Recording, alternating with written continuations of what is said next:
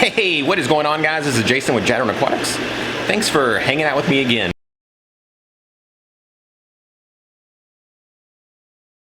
We're going to take a look at a fish that's pretty new in the U.S. Haven't seen it a whole bunch. I obtained some fry from a local wholesaler, tropical warehouses. It's Hemichromis exsul.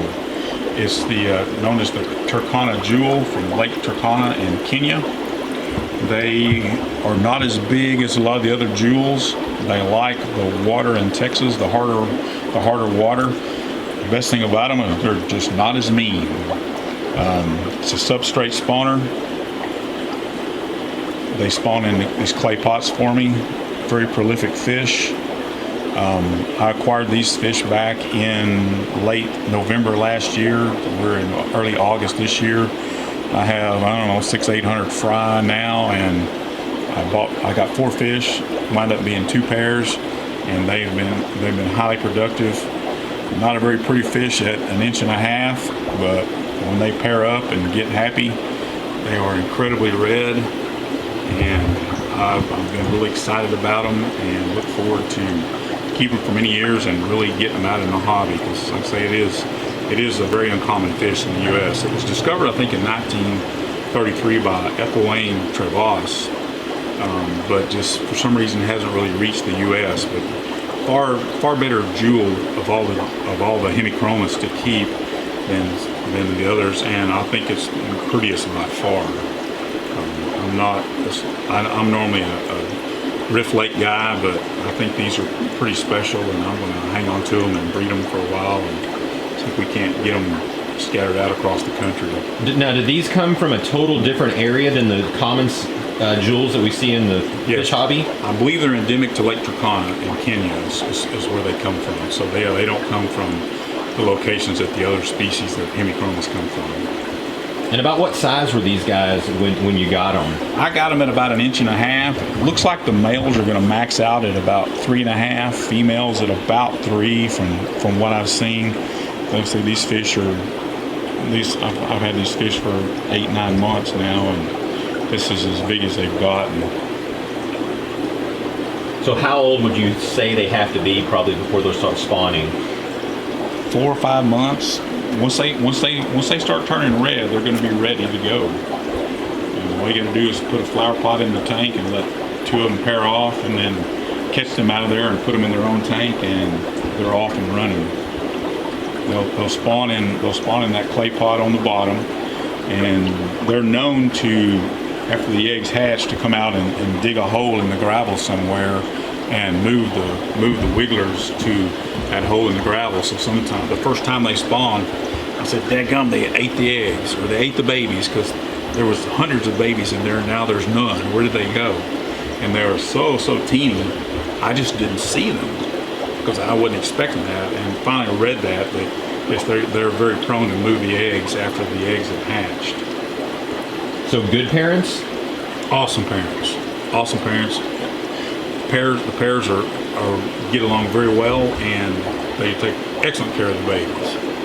So yeah, they're very prolific fish. What's your determination of when you decide to move the fry from the parents?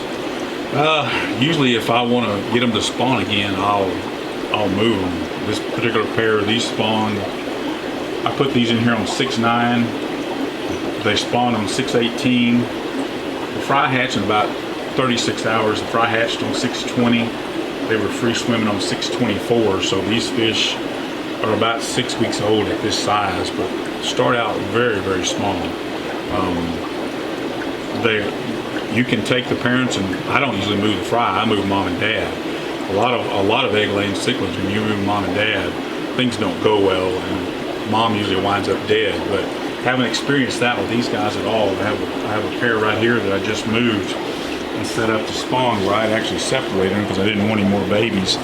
They went in the tank after being separated for about a month, and they acted like they had never been separated. I mean, they immediately shook at each other and said, "Hey, I know who you are," and they're in there doing great. I've already seen them start to move stuff out of the clay pot. They've only been in here since 8/4, so they're well on their way. Within a few days, 3, 4, 5 days, they'll have another batch of eggs again. How do you tell the difference between the male and female? The female is more red on the body, and the male has some spangles in his body, kind of like the typical jewels, and he's going to be a little larger. That fish right there that on the left, I believe, is the male, and the female's back there behind the sponge. She's a little smaller, and her body is a little more solid red. But no differentiation in like fin pattern or fin shapes? They both have the typical jewel spangling in the fins, more so in the male than the female. He's shaking at her. You can see her. See, she doesn't. Her body doesn't have any coloring in it. She doesn't have the opercular spot that the male has as well. So she's just a little smaller and won't have any. Her body generally will be solid red. Anything specific you feed these guys to condition the females up so that they get full of eggs? They eat. The whole fish room eats the same stuff. So no, they eat flake food, pellet food. I don't feed any live food, any frozen food at all, and of course they're not crazy about green beans like the Clicos, so they just eat the basic food everybody else eats. They're fed well, and their water's taken care of well, and they do just fine. They're great. There seems like when they have fry, they're voracious eaters. The adults really seem like they eat a lot because they're active, swimming about constantly, making sure the fry are taken care of. But I do feed them, make sure the adults get fed well when they have babies, because it seems like they're always starving. Now, what are you feeding the fry after the egg sack's gone? I feed them. They start out with a mixture 50-50 of 50 to 100 micron golden pearls, mixed in with krill powder. And after a couple of weeks, when they move to encapsulated brine shrimp, 200 to 300 micron golden pearls, and also the krill powder mixed about 1 to 1 to 1. It's a pretty fine powder, and they'll stay on that till they get to be a ½ inch, and then they'll move to the food that everybody else eats. Are you sprinkling the golden pearls like you normally would so they float on top? Yeah, I just drop it right on the surface. Yeah, and generally within a few days they learn to come to the surface. Even when they're teenies, they learn to come up there and eat, and it slowly drifts down into the water column too, and it kind of stays moving around. All that little bitty stuff kind of stays moving around, so that it's almost moving like live brine shrimp. And they like to eat. Now, how long does it take the eggs to hatch? Generally takes about 36 hours, about a day and a half, and the eggs have hatched. And then how long for them to absorb the egg yolks? Generally, we hatched them about 4 days. These hatched on the 20th, and they free swam on the 24th, so about 4 days. Oh, okay, 4 days. And I try to write that on the tank, so one of these days I'm going to write an article and hopefully get it published in the Bunt Barge for the ACA or something, but I just got to sit down and do it. I got plenty of time because I'm not working. I just haven't done it yet. Articles? You just need to make a video. Well, they don't publish videos on paper. So yeah, I have intentions of writing an article about these guys. Since they're pretty new to the U.S., it's not a very common fish. So I'd like to get an article out there and see if I can get it published and about them with some pictures, because it's a beautiful fish.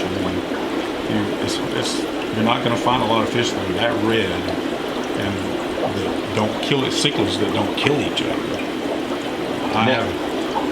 Is this the male then, because he has a spangling and stuff more, and he's a little bigger? That's the male, yeah. And his dorsal fin and all, you can see it has a lot more blue spangling than the females.